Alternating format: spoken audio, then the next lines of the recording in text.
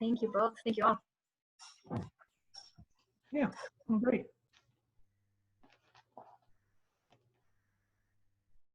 Ah.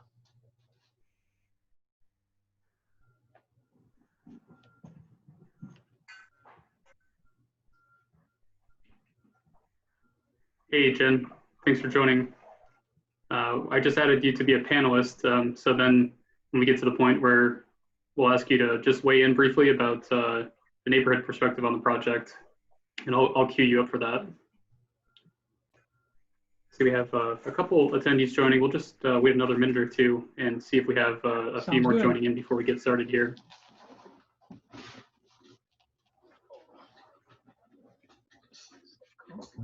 Yeah.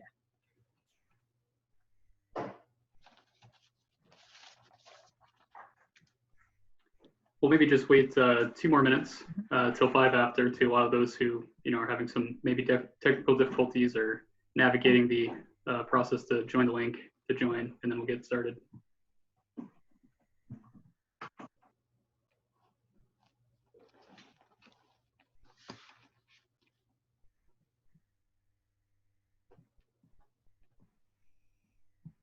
This is the printout. I'll just flip through it as we're going through the presentation. I looked over, Okay. I looked over the presentation as well. It's pretty straightforward.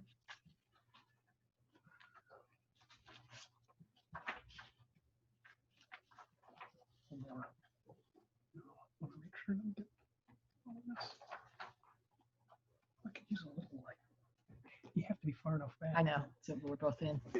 I know. Yeah. It's like a little. I've taken to using these for a lot of things. I like them. Yeah, when you're in the field, I'll grab one.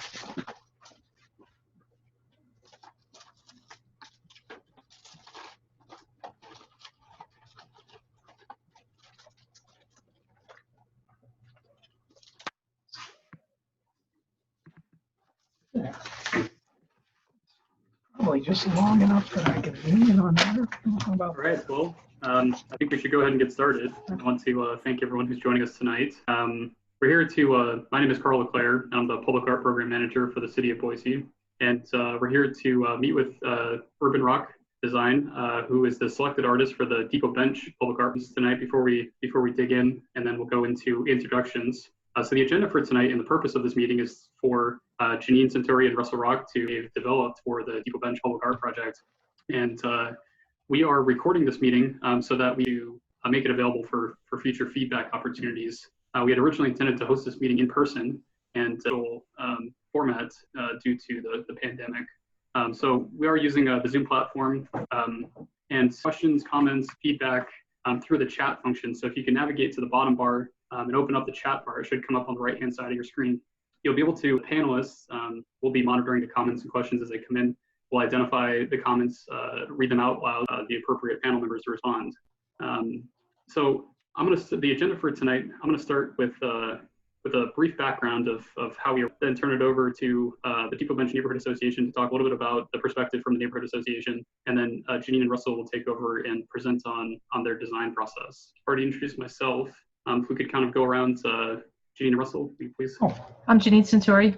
and I'm Russell Rock. We're UrbanRock Design, a public art design studio. More I think Carl. that's good for now. Yeah. How about Yep. Depot Bench? And I apologize, Jen Visser with the Depot Bench. No, thanks, Jen. So, so I'm going to start with just a little bit of background. I'm going to share my screen really quick just to pull up the site that we're talking about. But this project started, we started conversations about 2 years ago, Bench Neighborhood, and the project is being funded through the Neighborhood Investment Program through the city's Energize Our Neighborhoods program. So it's a partnership between the Department of Arts and History and Planning Development Services, and the funding was identified through the NIP. And this project, so I pulled up the location here for everyone to see. We're focused on the landscaped areas that surround the section of Vistas just east of the Boise Depot. So it's bound between the intersection of Rose Hill and Federal Way. And this project, this location really serves as a significant sort of entryway, gateway into the downtown area, as a pass-through area for the Depot Bench neighborhood, and really kind of an iconic approach coming into town. The project really aligns well with other efforts that have been made with other projects, both completed and in process further south on Vista Ave. And so we're outlined in red in this photo, and the property is owned by ACHD. So we have partnerships with these collective organizations to help bring this project to life. When we met with the neighborhood and project stakeholders, it was identified that we wanted to open up this entire stretch of area to focus on to create a more flexible palette for the artists to work with. And so in talking with, we convened a stakeholder group with representatives from the Depot Bench neighborhood, the Arts and History Commission, the Arts and History Advisory Team, and the local arts community, and put together a framework that was ultimately put into an RFQ, a call to artists, that was released. From that call to artists, in the call to artists, we developed parameters that asked artists who were applying to focus on celebrating the unique qualities of the Depot Bench neighborhood. We identified things like the views to downtown, the tree canopy, the eclectic architecture as some of the major features of the neighborhood to potentially focus on. And there was strong feedback from the stakeholder group that the artworks should really address both the pedestrian and vehicular scale through the space, but there's also more and more foot traffic moving through the space between areas on the bench and moving into the Boise State area into downtown. And so that was one of the challenges, was to somehow address those different scales of perspective. And also that given the nature of moving through this space, trying to find a way to integrate artworks that span both sides of the road and both sides of the trestle.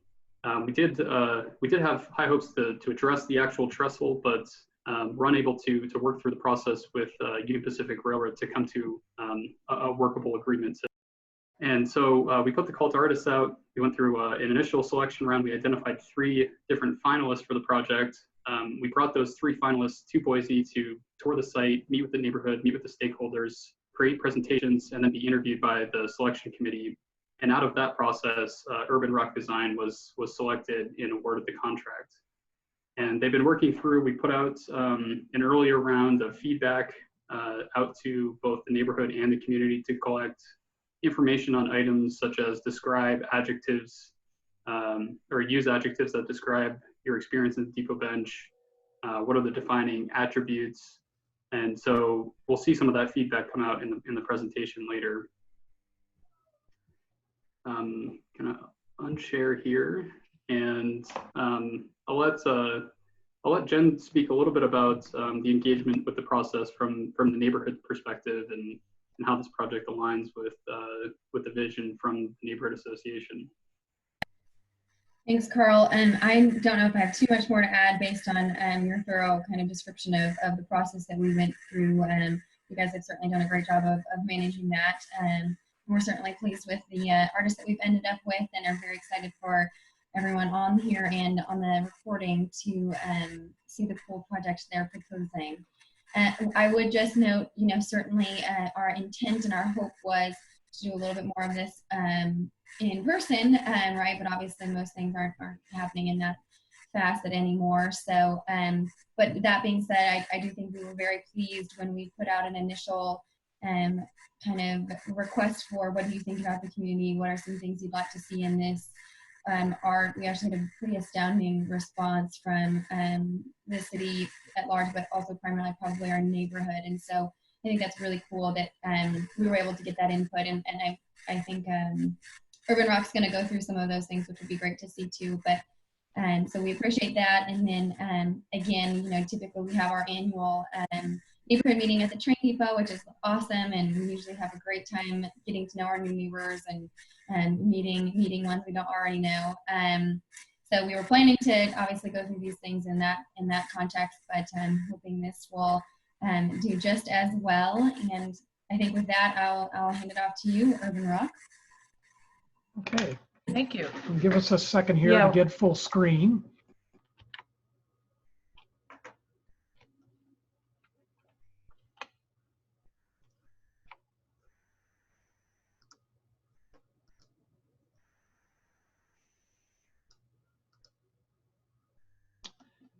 Oh,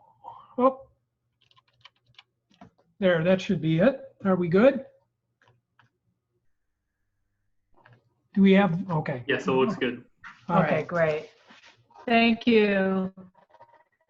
So Russell and I are going to present our thinking, our strategies, and what we've come up with so far.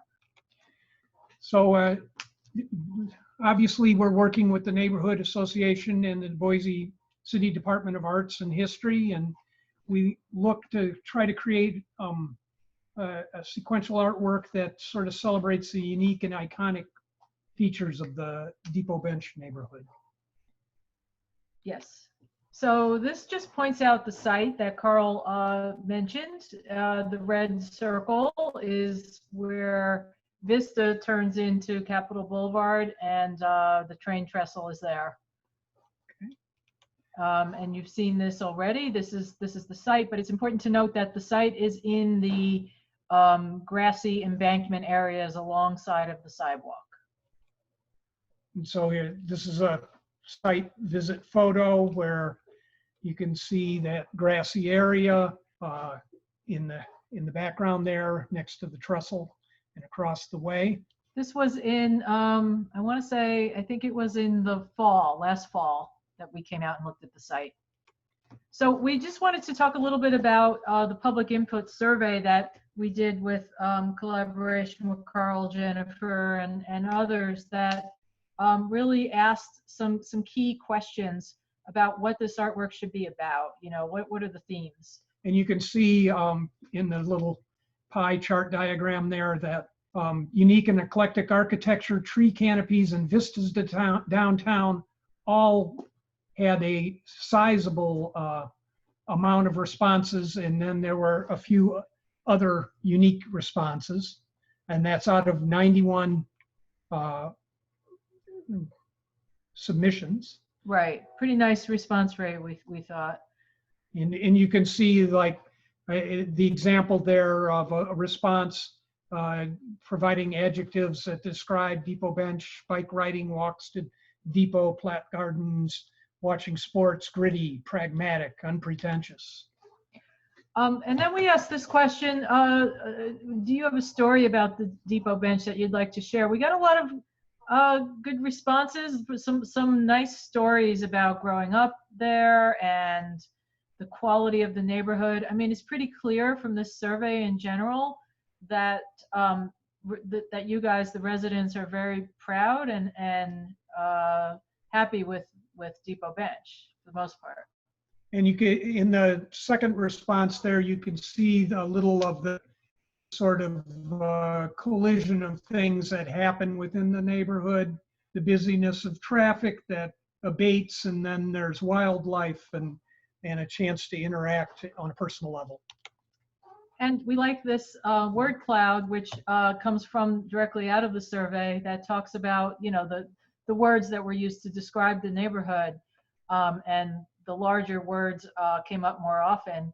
But you can see that there's a sense of history and a friendliness and eclectic, interestingly. I think this idea that there's a lot of different kinds of things in Depot Bench.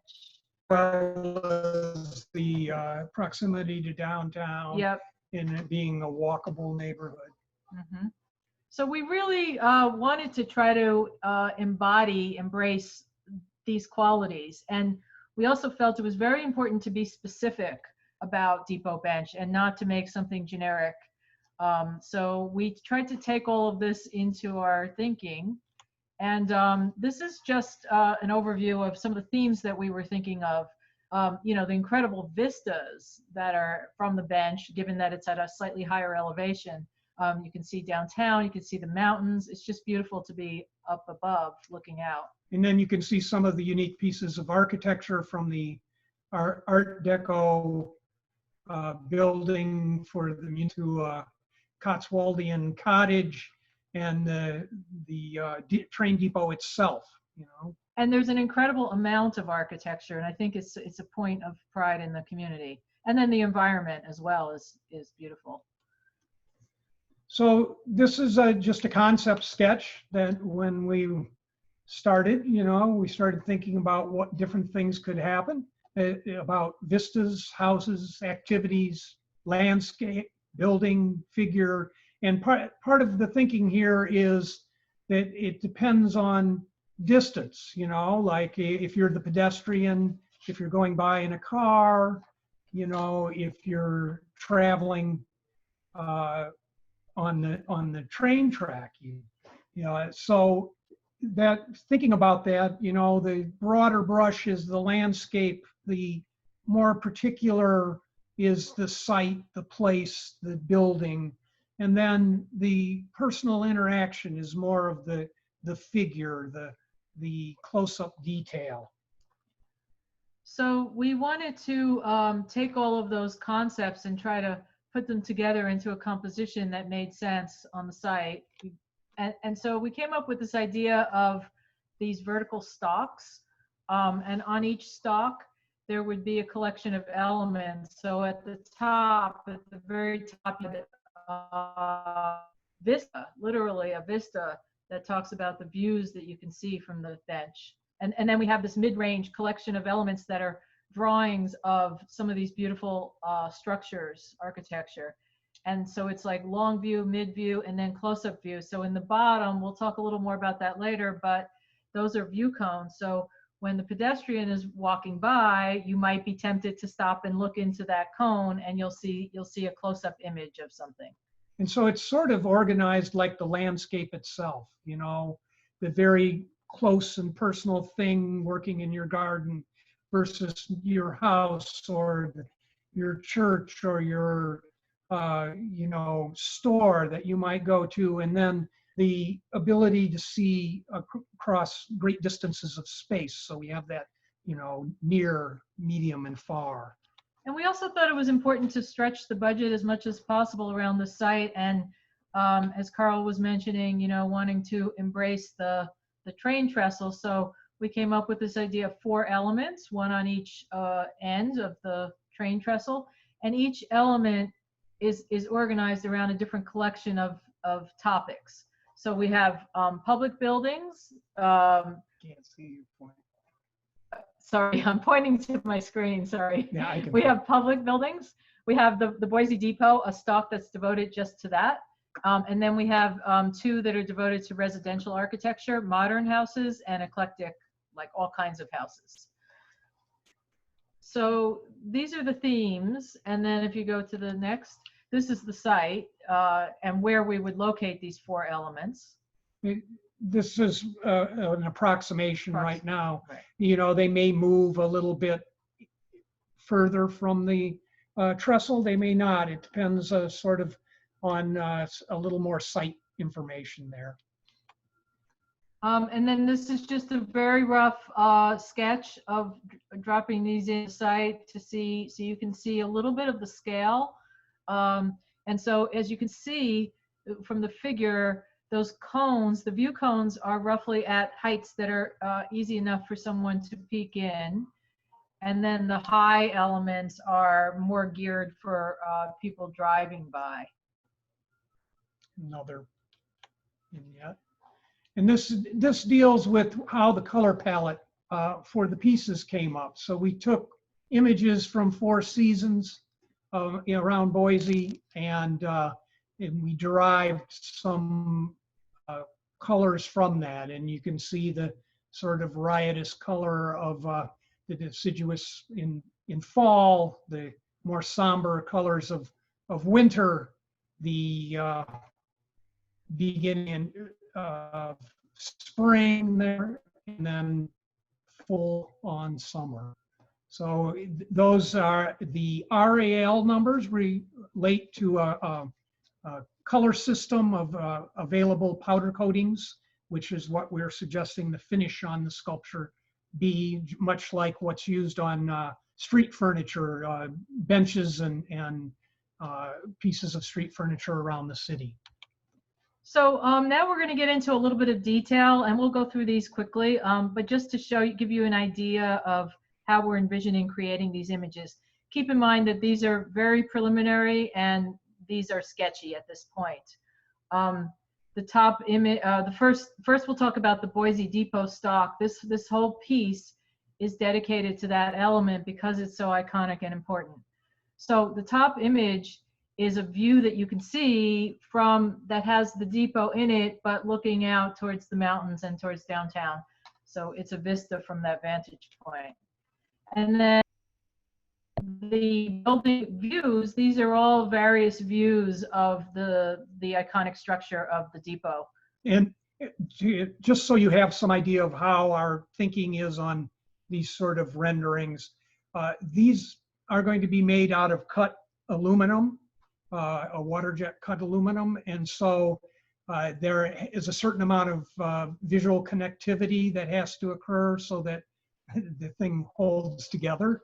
And so that what you're seeing then are the sort of the colored areas represent the metal, and then the void areas are the white. And you would actually be able to see through that. It's not sort of like printed on the exterior contour of this piece of metal, but rather the white interior sections are cut away. We have something to show you later that'll make sense. And then here again, these are images that are representative of what you would see as you look through the cone. So in this case, we're looking at things that are representative of the theme of the stock. So that's the bell from the bell tower of the depot. And then on the right side, we have a flower, a close-up of a flower. This is the second stock. This one is representing public buildings. So at the top, we have another Vista. And you might notice that there are two different sort of formats to the Vistas.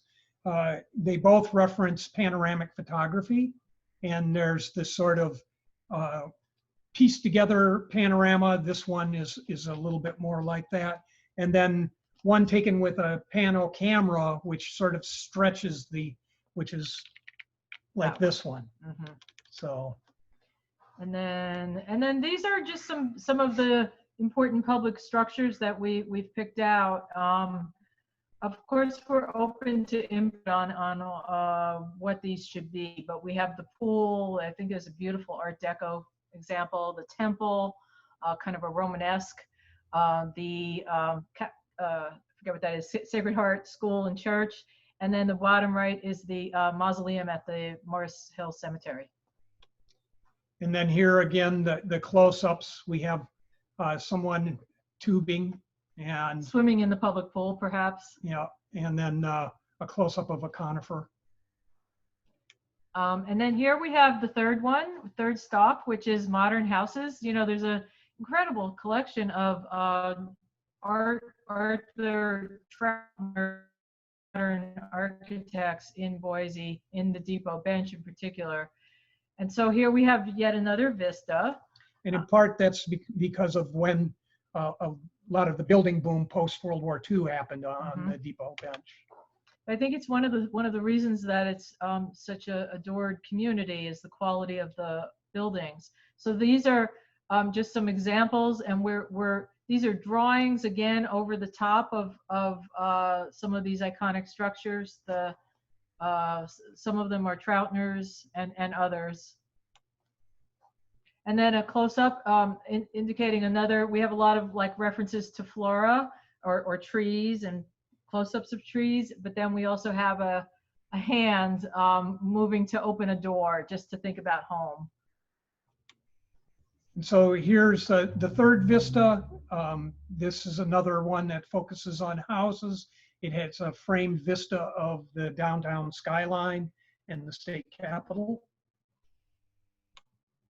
And here we have a wide range of some traditional houses that are throughout the depot. And in this case, we have close-ups of a winter scene, which is ice dripping off of tree branches and off of the edges, icicles forming on the edges of houses. On the gutter here. On the gutter.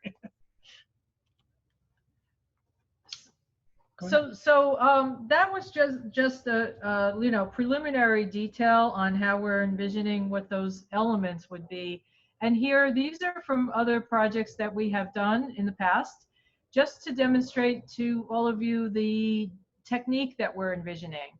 So in the top two images, you have those are similar to what it would be like to look through the cones. So on the top left, you have a drawing of a plane, and you can see the back of when Russell was talking about the void, that's what's meant there. So there's a solid and a void. And they're very, they're photographic, they're somewhat representational. And then in the bottom image, you have a very rough kind of drawing, metal drawing that is somewhat similar to what the building drawings would be like. They'd be a little more refined than this. This was a quick temporary project, so it's a little looser than we probably would make something that we had time to work on. Yes. And so we're just concluding here, just to say that we thought it was very important to be specific in our site specificity and to really really take the call to heart, which is about celebrating and highlighting the iconic elements and atmospheres of the depot bench. And so I think we'll conclude there and open it up for, see if there's any chat questions. Yeah, I'm going to escape here. So I'll jump in. I see that we had a couple participants join after my intro. So for those of you that joined after the intro, if you have any feedback or questions or comments, please provide them in the chat box. They will be submitted anonymously, and the panelists will help to facilitate reading the feedback or questions, and we can provide responses as appropriate to the question. So give a couple of minutes Sure. to see if we have any questions coming in. But in the meantime, I'll talk through just a couple of the next steps. So, and also for those of you who are joining, we're recording this session so that we can use this presentation, which was intended to be an in-person public presentation, to share that out alongside the designs in a survey type form that we can continue to collect more feedback. We recognize that that there's a lot going on right now out there in the world, and you know, we want to allow enough time to get a broad feedback session as possible to well inform this project and ensure that we're moving forward with the right project for this space. So once we end the session today, there will be further opportunities to review the information on your own, review this recording, and then provide more thoughtful feedback. That's great. That's great. Maybe while we're waiting for a couple to roll in, if we get any questions, this is a little bit more expansive than what we saw the last go around from UrbanRock, which is amazing. One thing I did want to note, I do feel like we have a lot of members who are pretty involved and actively involved in our neighborhood, who are very invested and involved in historic preservation and you know, and care about the history of our neighborhood specifically. And one thing that might be cool in some of those pianos you're talking about, or in any photos you're considering using, is using some sort of historic view of this city as opposed to something modern, or both. I don't know. I just think that might be something that would be cool to incorporate history, given people's involvement. And then also, I think one of the larger word cloud words was the history of the neighborhood. So it might be a nice Yeah, homage. that's a nice idea, Jen. I think we would definitely be into that, and it would be nice to work with the people you're mentioning so that they could point us in the direction of the societies or wherever those photographs are housed. Yeah, that's great, Jen. Thanks. Yeah. Comment here.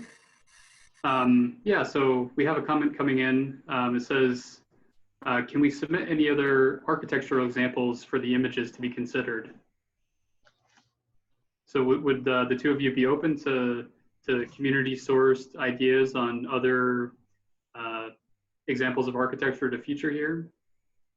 Yeah, I'm reading the question. It says, is the funkiness, iconic things, for example, the washerwoman. Yeah, I came across that washerwoman. It was really interesting. It was a historic sign, I think. In any case, that would be fun. Well, just to clarify, and they ask, what are the stalks made of? The stalks are aluminum. The vertical elements are, everything is aluminum, metal. And then it would all be powder coated with a finish that's like a very durable paint. But the idea is that there would be 4 of these vertical elements around the train trestle. Only one of the 4 is specific to the depot. However, that said, there's a lot of opportunity for all kinds of images, and the washerwoman would be really fantastic, as well as other funky photos we can come up with your help. Yeah, that was, I think that's a great comment. And that was something that came up too in some discussions with the selection committee, was that Vista Ave had one of the, or if not the first, like auto-centric development in Idaho.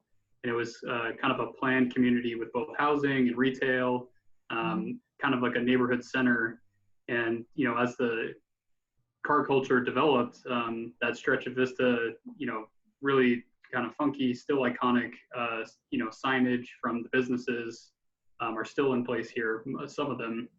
And so there was definitely some interest of maybe putting some attention to those items, or playing off that idea. Right, right.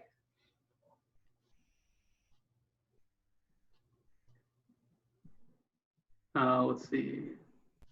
We have another comment. It says the scale of the poles to the height of the pedestrian and passing cars seems to speak to larger images. I don't know if the individual who submitted that comment might maybe provide some more clarification. Is that a request to, you know, to create larger images that are more readable from both of the scales of mode of travel? Is that how you're reading it, Janine and Russell? I that's how I'm interpreting that comment. Oh, and he says yes. Yeah, I do think that's a good idea to say that our limit is budget. You know, we can't go super big because we're working within the confines of a hard budget. I don't know. What do you think, Russell? I mean, that is so the scale, just to clarify what the scale is at the top, that Vista element is about 6 feet wide, and then the little building elements right now in scale are about 30 inches wide each, plus the arm. If you see the figure at the bottom, you can get a sense of the scale, and then the cones are meant to be more intimate. Yeah, I don't know. I mean, we can certainly do our best. It may be a give and take, though. If we had bigger images, we might have to have fewer of them, you know.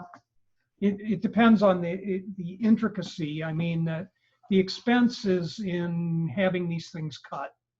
You know, it's not the material so much, it's in the length of the cuts.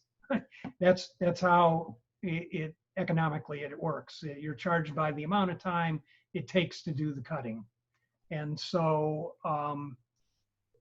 we're kind of ballparking that right here, you know, based on our experience on, you know, to make a 6 foot long piece that's almost 3 feet high, 2 feet 10 maybe.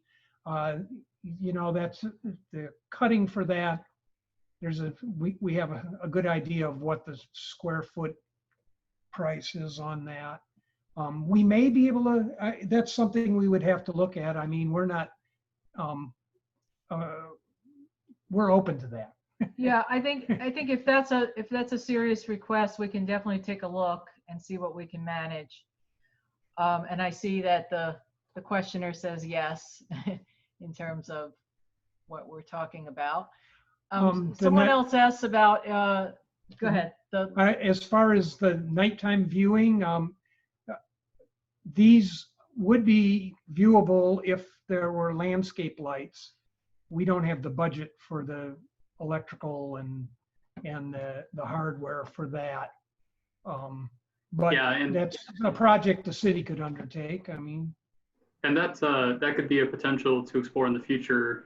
But at this time, we don't have access to city electrical in the area, but there is fairly good ambient light in the area. That I mean, it's hard to really determine specifically at this point whether the ambient light is enough for those view cones to function. But there is a fairly good bit of light in the area coming off the trestle and the surrounding street lamps.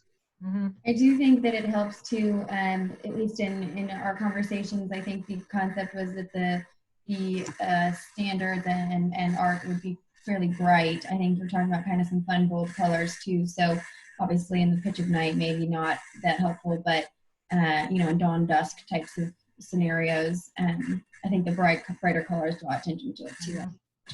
So. Janine and Russell, do you mind sharing your screen again and maybe pulling up just maybe the 4 designs, Sure. just Sure. to help with thinking through feedback. Sure. And then we're certainly, for those that are listening, we're certainly open to all manner feedback. We want to be as open as possible to that and to make sure we're getting a good project that we're happy with. But is there anything specifically that you'd like to target or request? We had a recommendation that maybe individuals could reach out with other architectural elements to potentially focus on. But is there any really specific feedback that you'd like to help drive comments towards? Which and I'll add to that too. Carl, what would you propose the portal to do? That would be either emailing the neighborhood association and we can share it with you, or do you guys have some sort of portal for those comments to send photos and things after this? Yeah, we will. We're gonna take this recording and attach it to a similar type of survey that we sent out to collect the initial round of feedback. And we'll find a way to set up a way, it could be an email or some other drive that we could collect maybe image files or other resources that we can send for consideration. Yeah, that sounds good.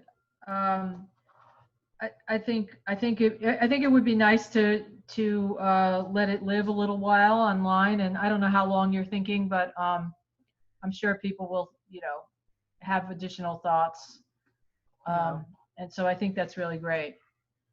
I love the idea that was mentioned about making these things, including images that are historic and funky and related to the bench in a very specific way. And I think it's possible to sort of conceptualize maybe when you look in the view cones, you see only the historic images, and maybe that's where like the washerwoman would be in that smaller image at the bottom in the view cone. I don't know. We can think about that. That's great. See if we have we had a couple of participants hop out, but we'll leave it open if there's any more comments out there.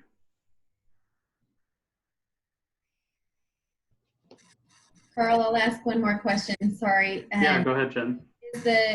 Where will the link to this recording be? So we will. We're going to attempt to embed it into the survey form that goes out. So as you're looking at the designs, you can look through the images. You could actually watch the presentation to learn more, and we'll share that out both through social media, through our website, our newsletter, and hope to also disseminate that out through the Depot Bench channels as well. We had another question come in. It says, approximately how tall are these proposed to be? We know we saw in the rendering against the trestle that they were sort of breaking that vertical threshold of the trestle. But do you have a sense of like a ballpark range of what's feasible? Yeah. In the model so far, we've mocked these up as being 20 feet tall, and they are sitting about 3 feet above the sidewalk. So, that visually that makes them 23 feet tall, I guess. And, we probably have a little play in how tall that could be, I mean, they could probably pretty easily be, if they needed to be taller, 25 feet tall. Without, I mean, again, as in all things public art, you talk about what you can do with the budget. And here, I mean, buying a little bit longer piece of tube, that's probably doable. Yeah.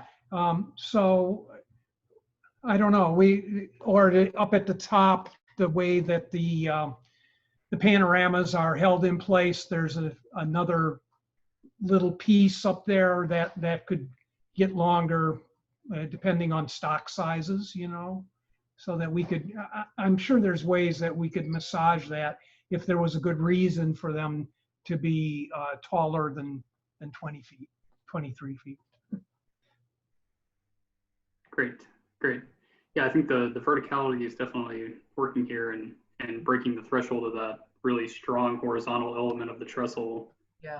Is interesting to draw the eye through that space. Another question that just came in, will the height of the view cones allow the work to be accessible to all children, or, you know, ADA accessible? Just given, you know, the height of that existing retaining wall. Yeah, so the heights vary. And first of all, the retaining walls are different on all 4 sites, so we're going to have to really get very specific dimensions to figure it out.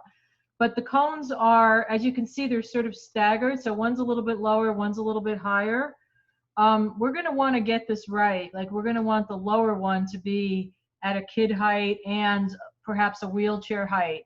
We don't know yet exactly what that is, but we can certainly bring that down to, like, I don't know, 3.5 feet, 38 inches, 38 inches, somewhere something around like there. that. So the idea is that 40 the lowest to- one would be accessible to most kids and disabled, and then the higher ones are just a little bit higher. So if a tall person can, you know, bend down to see it, so we want to err on the side of being a little lower rather than higher. Great. Yeah, the change in grade across that space is a good challenge. Yeah. Yeah, so we're going to want to like locate the specific locations and then get those heights. And then another one came in. So are they planted on the sidewalk or on the lower wall? Right now they're behind the retaining wall structure in that grassy area where a foundation can be placed, and so ideally the base plate would be directly adjacent to the backside of the retaining structure, you know. Yeah, so they're definitely not in the sidewalk at all. They're up on those little embankments.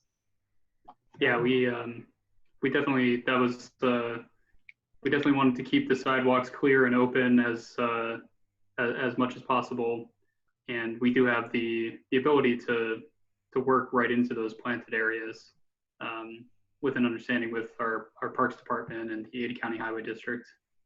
Right. Yeah. Right. Which I think is a great idea. We don't impede on the sidewalk. Yeah.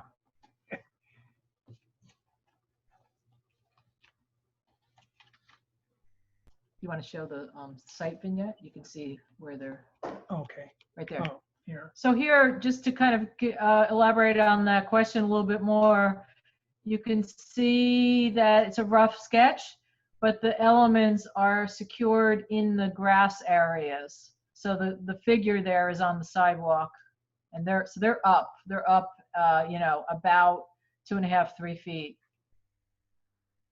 And we definitely can work with that and the level of the lower cone to make sure that's within ADA requirements for viewing, you know. ADA mirrors in restrooms are at like 44 inches. They're required, the bottom of the mirror, I believe. And so, but we can double check that figure.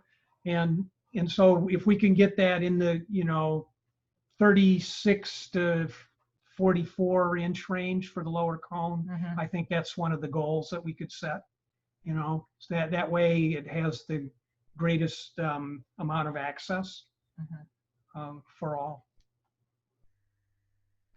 Yeah, that's great. And then I did want to mention that we don't have it confirmed, but there was some discussion with the Parks Department that the existing landscaping has the potential to change or to accommodate the artworks at the time when we sort of serve the land to install them. So right now there's a heavy juniper that is flooding most of that area. And I know there was some interest and discussion, again, not confirmed or committed to, but to potentially look at taking a more sustainable zero-scape approach to dealing with this space. So that could be a potential to help elevate the artworks in their position there. That's a nice idea, and it would give a little breathing room around them. Yeah, it'd be nice if there was some sort of ground cover succulent that was native or something. That would be a really nice sort of thing. That way there wouldn't be a lot of maintenance to it, and it would work visually with the structures.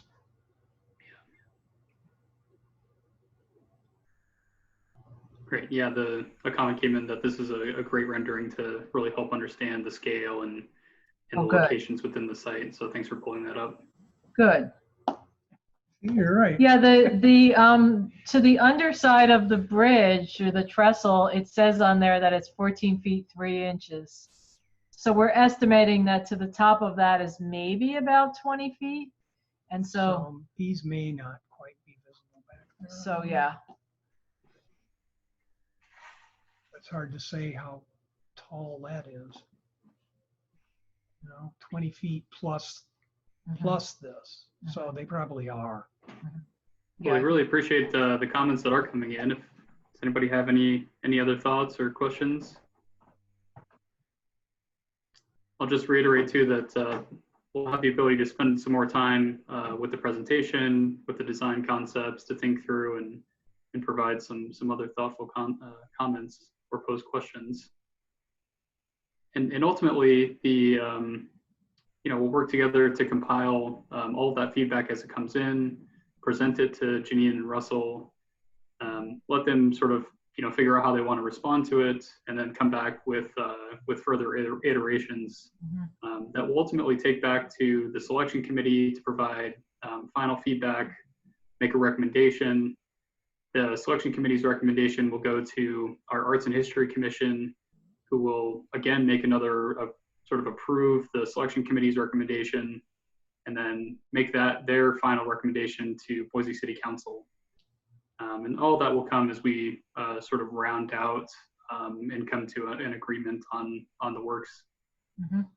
Great. Sounds good. Sounds great. It's a nice process. Thank you, Carl.